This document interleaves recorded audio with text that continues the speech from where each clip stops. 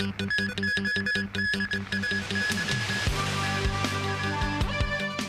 government relaxes some anti-COVID measures, but masks remain compulsory.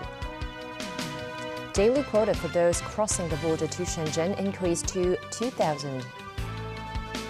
President Xi Jinping arrives in Saudi Arabia to meet kingdom's crown prince.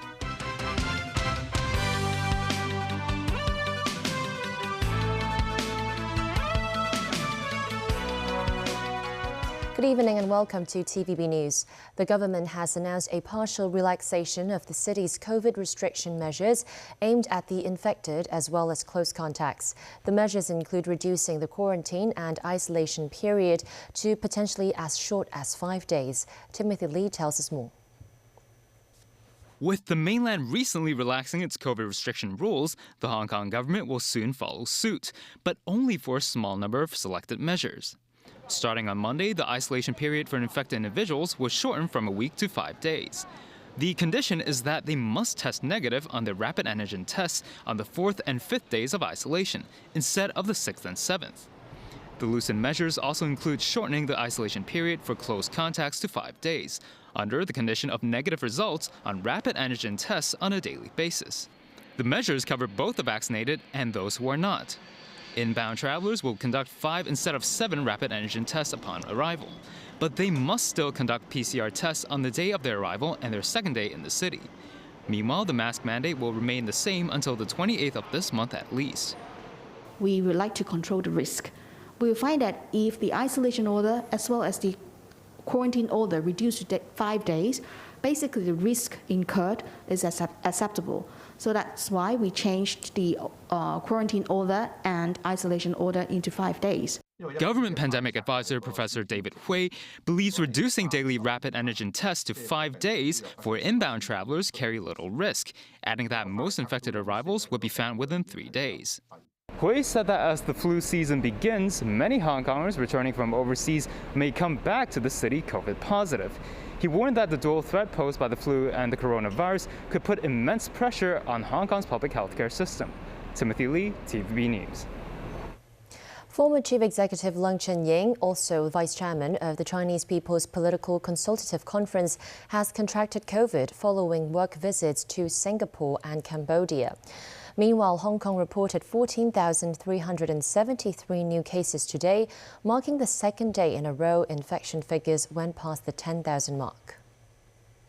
Among the latest infections, 13,575 cases are locally acquired. 27 patients have died. Some 37 care homes for the elderly and the disabled were infected. Current social distancing measures will remain in place until the 28th of this month, which covers the Christmas holidays.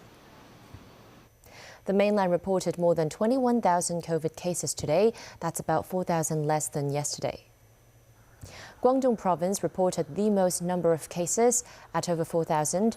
Chongqing province had more than 3,100 cases, and Beijing saw nearly 2,700 infections.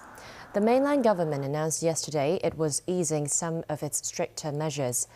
After the announcement, many people rushed to buy anti-fever medicine and rapid test kits, leaving many empty shelves at drugstores.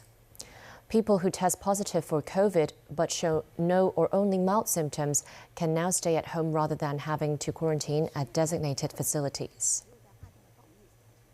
Starting tomorrow, quotas on quarantine hotels for travelers entering Shenzhen will be raised to 2,000. The city's sole delegate to the National People's Congress Standing Committee, Tam Yo-chung, is hopeful cross-border travel restrictions will be lifted gradually before Lunar New Year. Starting Friday, the daily quota for booking quarantine hotels in Shenzhen will be raised to 2,000 per day. After the news broke out this morning, there was a big rush for the online booking system, with more than 10,000 people lining up to fight for slots for next Monday, meaning an average of 5 people are competing for a single quarantine hotel spot. A resident said quarantine hotels are expensive, so she would rather save the money to buy gifts for her parents, even though she desperately wants to return to the mainland. Meanwhile, the sole delegate to the NPC Standing Committee, Tam Yu-chung, said he's confident that the relaxation of China's anti-pandemic rules will bring positive changes to those who wish to travel from Hong Kong to the mainland. Among the changes that were issued by the National Health Commission yesterday, mainland residents are no longer required to have their health codes or test results checked when traveling between provinces. As to whether Hong Kong should drop its Leave Home Safe app requirements, health authorities remain cautious. It is not advisable to compare different areas on using what kind of anti-pandemic measures to control the COVID pandemic, simply because different places have their own conditions, like the healthcare systems, the affordability in the healthcare, in the healthcare system in admitting or treating our patients, and also the vaccination coverage rate are different. So we just simply look at the pandemic measures and compare places against places. It's not comprehensive and it's not an objective tool. Still, there's no timeline on when quarantine-free cross-border travels with the mainland will resume. The MTR has submitted to the government a preliminary investigation report on Monday's serious train incident in Cheung Kwan O.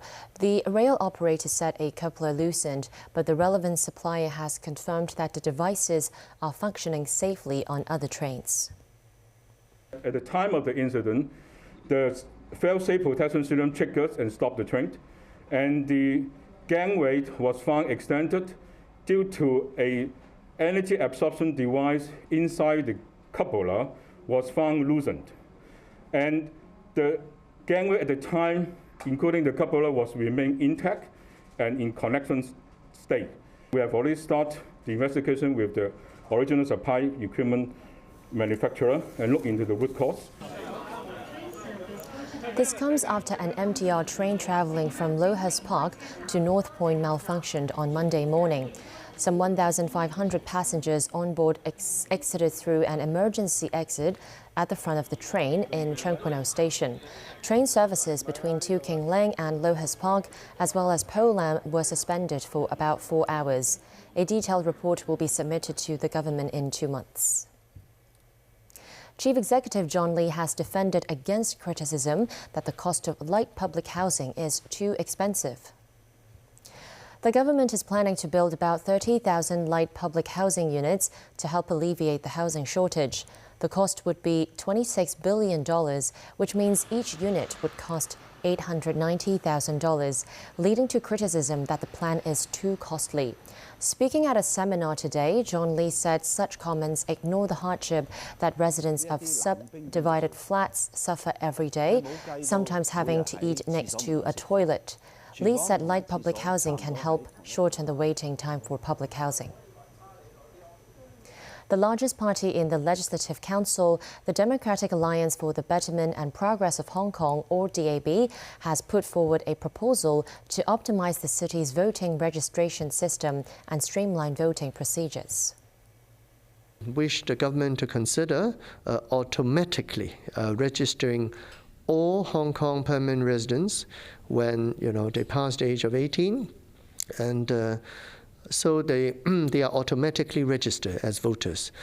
So that would actually avoid a lot of arguments on whether who and who has been disqualified and so on. Can the Hong Kong government sort of create a QR code for each PR, so that they can just go to any voting station, not just a designated one. They can choose one near to their sort of workplace and so on and so forth. So I think using electronic means and also, and also the digitization process, can sort of quicken voting a lot. President Xi Jinping has arrived for talks with Saudi Arabia's King Salman and Crown Prince Mohammed bin Salman at the Al Yamama Palace in Riyadh. This as he continued his state visit to the oil-rich Middle Eastern nation. Saudi state television aired footage of President Xi's car arriving at the palace, where he was greeted by bin Salman, the kingdom's de facto head. During his state visit, President Xi will attend the inaugural China-Arab States Summit, in addition to a meeting with leaders of the 6 nations that make up the Gulf Cooperation Council. Numerous trade and cooperation deals are expected to be discussed between Beijing and Riyadh. That's as Saudi Arabia's traditionally strong ties with the U.S. appears to be coming under strain. In the U.S., Indiana State's Attorney General on Wednesday sued Chinese-owned social media app TikTok. This after claiming the platform misleads users about the security of consumer information and levels of inappropriate content. The move comes after other Republican state governments curbed the use of the app among its employees. Daniel Rao tells us more. Indiana's Republican Attorney General Todd Rokita claimed in a complaint filed on Wednesday that while TikTok says it is safe for users 13 years and older, it contains inappropriate content available to young users for unlimited periods of time, day and night, in an effort to line TikTok's pockets with billions of dollars from U.S. consumers. A separate complaint from Rokita argued the app has users' sensitive and personal information, but deceives consumers into believing that such information is secure. In a company statement, TikTok said its top priority is the safety, privacy, and security of our community. The company added it builds youth well-being into its policies, limits features by age, empowers parents with tools and resources, and continues to invest in new ways to enjoy content based on age appropriateness or family comfort. TikTok added it is also confident that it's on a path in its negotiations with the U.S. government to fully satisfy all reasonable U.S. national security concerns and has already made significant strides towards implementing these solutions. The platform has recently come under scrutiny from other Republican figures. On Tuesday, Maryland Governor Larry Hogan banned the use of TikTok and certain China and Russia-based platforms in the state's executive branch of government, citing what he called cybersecurity risks presented by the platforms. On November 29th, South Dakota Governor Kristi Noem banned state employees and contractors from accessing TikTok on state-owned devices, citing the app's ties to China. The U.S. Armed Forces have also prohibited the app on military devices. Beijing has repeatedly criticized the U.S. for suppressing other countries' companies unreasonably in the name of national security. Daniel Rao, TVB News.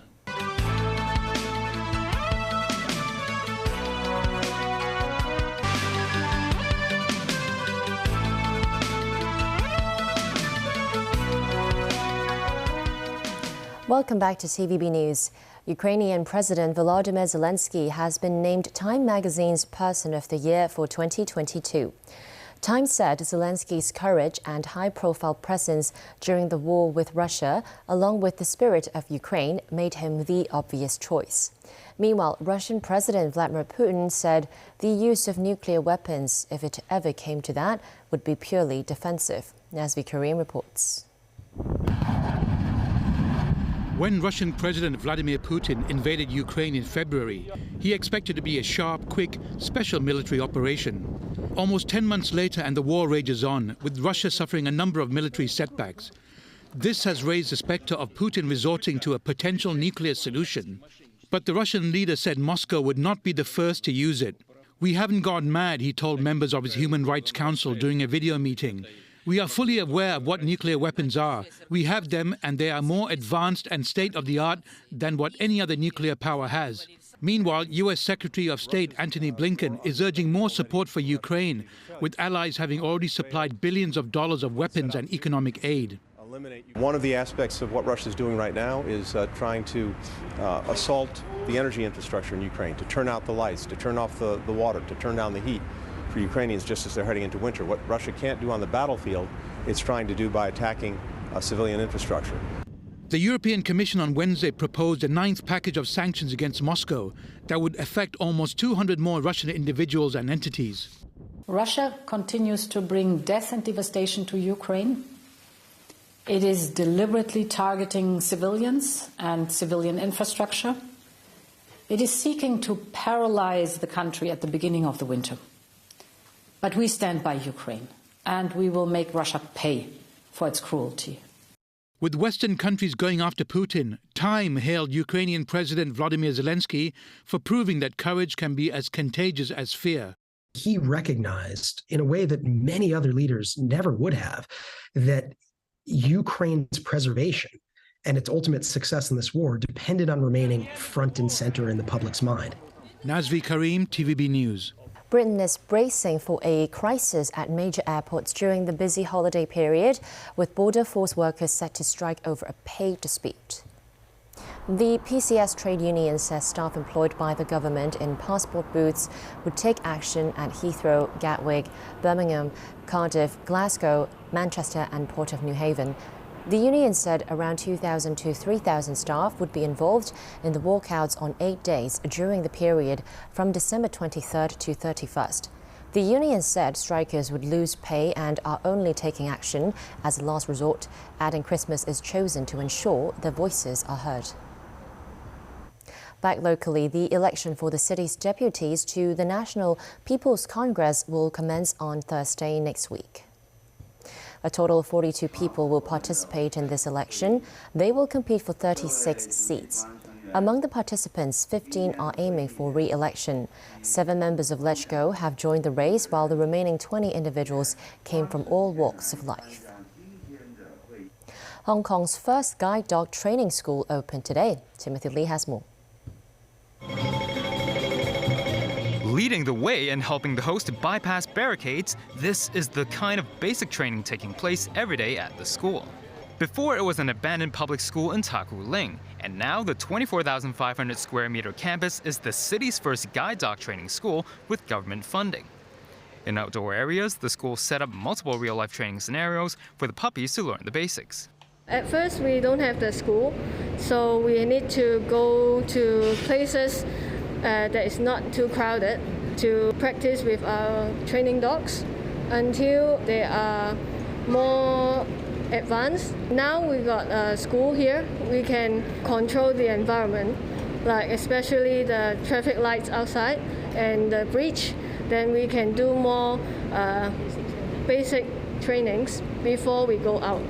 Besides training grounds, the school is also equipped with a dog spa pool, grass playgrounds, and 3 studio flats where guide dogs and applicants will live together during the matching phase.